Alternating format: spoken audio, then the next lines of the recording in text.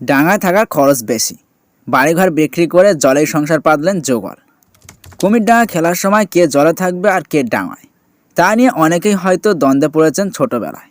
কিন্তু ছোটবেলায় খেলাধুলা নয়, রীতিমতো বড় বয়সে এসেই ডাঙা ছেড়ে জলে থাকার সিদ্ধান্ত নিয়েছেন এক যুগল। জলেই পাকাপাকিভাবে সংসার পেতেছেন তারা। আসুন বিস্তারিত জেনে নেওয়া যাক। ডাঙায় থাকা মানে হাজারো ঝক্কি ঝামেলা পোহানো, কোথাও যেতে গেলেও কষ্ট করতে হয় নিজেকেই, আর সব মিলিয়ে খরচ খরচাও যথেষ্ট। তাই শেষ পর্যন্ত মাটির ওপরে বসবাসের পাটি চুকিয়ে ফেললেন এক দম্পতি। বদলে পাকাপাকিভাবে জলের ওপরে সংসার পেতেছেন তারা। নিজেদের যাবতীয় স্থাবর অস্থাবর সম্পত্তি বিক্রি করে দিয়ে নতুন করে জীবন শুরু করেছেন এই মার্কিন দম্পতি। আর তাদের কথা সামনে আসতেই অবাক নেটিজেনরাও। হ্যাঁ, সোশ্যাল মিডিয়ায় নিজেদের এই অভিনব জীবনযাত্রার কথা ভাগ করে নিয়েছেন হেনেসি দম্পতি। ফ্লোরিডার বাসিন্দা জন হেনেসি এবং তার স্ত্রী মেলডি হেনেসি জানিয়েছেন বাকি জীবনটা জলে কাটিয়ে দিতে চান তারা।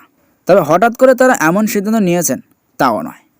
বছর তিনেক আগেই নিজেদের বাড়িঘর এবং অন্যান্য অস্থাবর সম্পত্তি বিক্রি করে ফেলার সিদ্ধান্ত নিয়েছিলেন এই দম্পতি।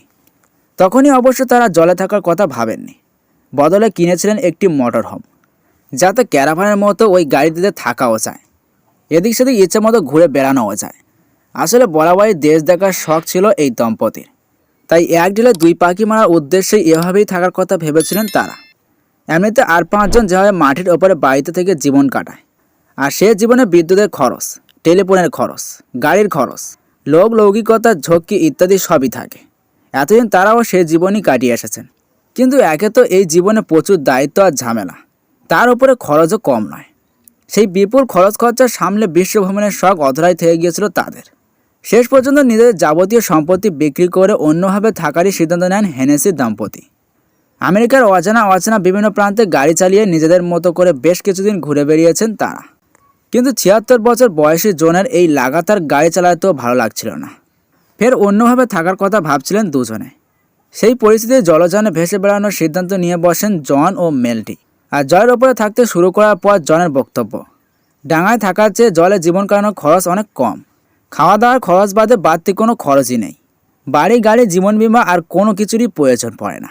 সোশ্যাল মিডিয়াতেই প্রথম তারা জানতে পেরেছিলেন রয়্যাল ক্যারিবিয়ান ক্রুজের কথা, যেখানে একটানা 274 দিন ধরে সমুদ্রে ভেসে বেড়ানো যায়।